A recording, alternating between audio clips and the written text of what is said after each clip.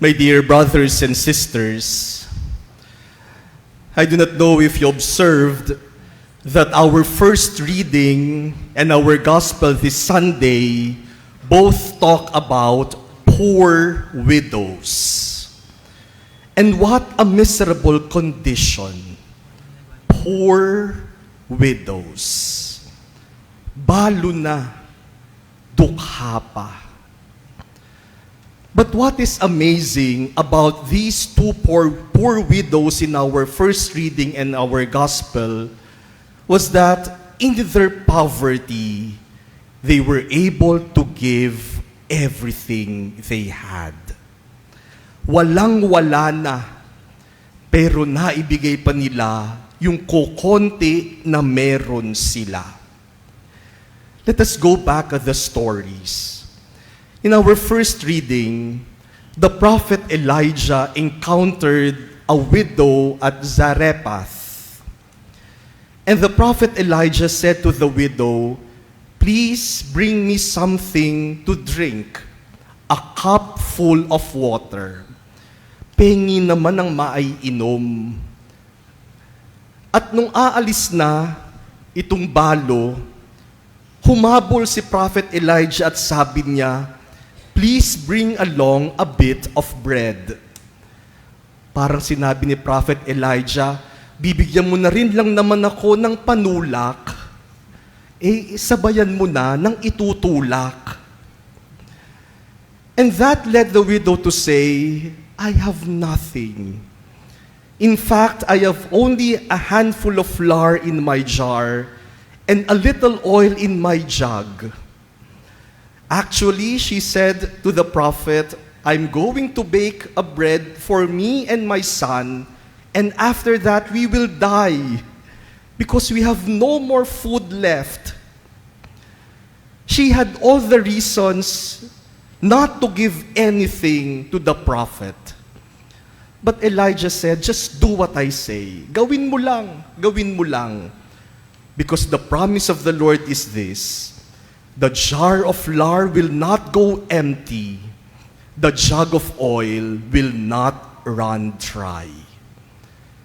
And so the widow did as Elijah said. And as the Lord promised, the widow and her son were able to eat for 1 year. The jar of flour did not go empty. The jug of oil did not run dry. In our gospel, Jesus, according to St. Mark, was in the temple and he sat down opposite the treasury. Umupo siya katabi ng donation box sa templo. At pinapanood niya yung mga taong naguhulog ng donation doon sa donation box. Kaya nga palagay ko kapag sa misa, nangungulekta, nanonood din si Jesus. Tinitingnan din niya magkano kaya ang hinuhulog nito. Pinapanood niya yung mga nagdo-donate. And his attention was caught by that poor widow who put in 2 small coins worth a few cents. And he told his disciples, "You know, this poor widow gave more than all the other contributors into the treasury. The others contributed their surplus wealth, yung sobra lang nila. But she, from her poverty, has contributed all she had." Siguro ang laman lang ng wallet niya ay yung 2 coins na iyon. At itinaktak pa niyang lahat doon sa donation box. Kung iisipin natin yung ginawa nitong poor widow na ito, siguro parang ganito yon. Mamaya, kapag nangulekta, lahat ng pera na laman ng inyong wallet at bag, ihulog ninyo. Naubos talaga lahat, walang-wala na. Pero pwede naman nating gawin, lahat ng perang yan, ilagay nyo doon sa kolekta mamaya. Anyway, may GCash naman. May credit card pa naman, may matitira pa naman. But this poor widow gave everything.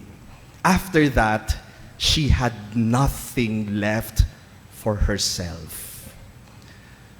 You know, my dear brothers and sisters, it is very easy to applaud these two poor widows and say that they are very generous. Napakamapagbigay naman nila. Konti na nga lang yung meron sila, ibinigay pa nilang lahat para sa Panginoon. How generous are they? But you know, this is not just about generosity. What they exemplified is not just generosity.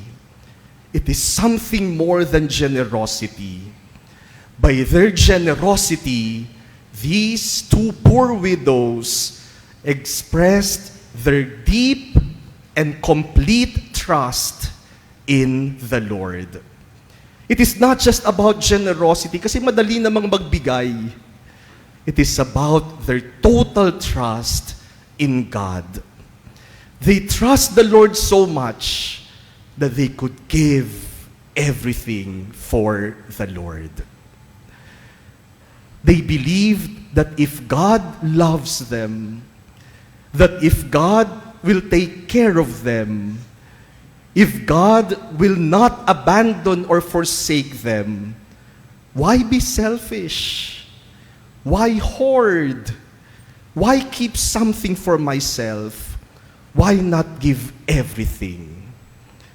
Sa pagbibigay nila ng lahat, kahit wala nang matira para sa kanilang sarili, ang ipinakita nila ay ang kanilang lubos-lubos na tiwala sa Panginoon. This is also the example of Jesus, as we heard in our second reading today from the letter to the Hebrews. We are reminded of the offering of Jesus of Himself. Jesus did not only give flour and oil. Jesus did not only give coins. Jesus gave His whole self, body and blood, His whole life for us. Ibinigay niyang lahat. At paano niyang naibigay ang lahat? Dahil nagtitiwala siya na hindi siya pababayaan ng Diyos. Kahit maibigay na niyang lahat, Diyos na ang bahala sa Kanya. And so, my dear brothers and sisters, the question for each one of us today is, are you generous?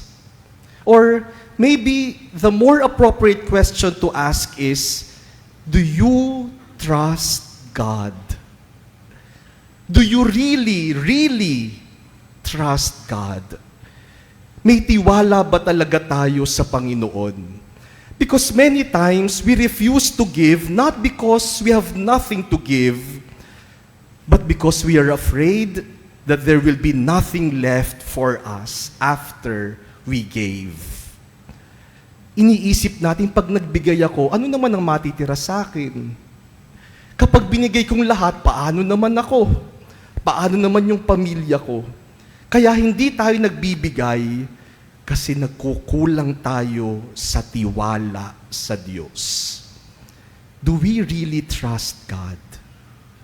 Sometimes it is so easy to say, yes, I trust in the Lord. Yung iba pa sa atin, araw-araw nagdadasal ng 3 o'clock prayer. And at the end of the prayer, we declare, Jesus, I trust in you. But do you really trust God? Sasabihin natin, I trust in you, Lord. Pero we want our plans to happen as we plan them, not according to the plans of the Lord. We say, I trust you, Lord. But we want to control everything in our life and in the life of others and not allow the Lord to control our lives. Madaling sabihin na may tiwala tayo sa Panginoon, pero sa praktikal nating pamumuhay, paano ba natin pinapakita ang ating paniniwala at pagtitiwala sa Panginoon? I remember a story of a community experiencing severe drought.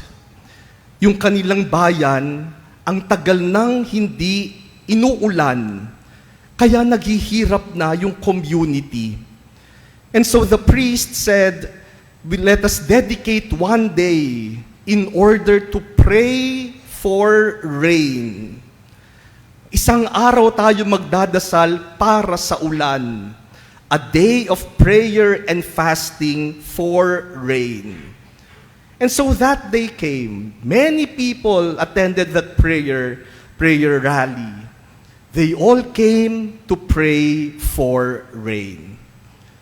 But only one boy brought an umbrella. And that boy said to the priest, "Father, hindi ba magdadasal tayo para umulan? Bakit wala tayong dalang payong? Kung naniniwala talaga tayo na uulan dahil sa ating panalangin, dapat nagdala tayo ng payong." Do we really trust God? If we trust God, then we will not be afraid to give everything, because as God assures us, the jar of flour will not go empty.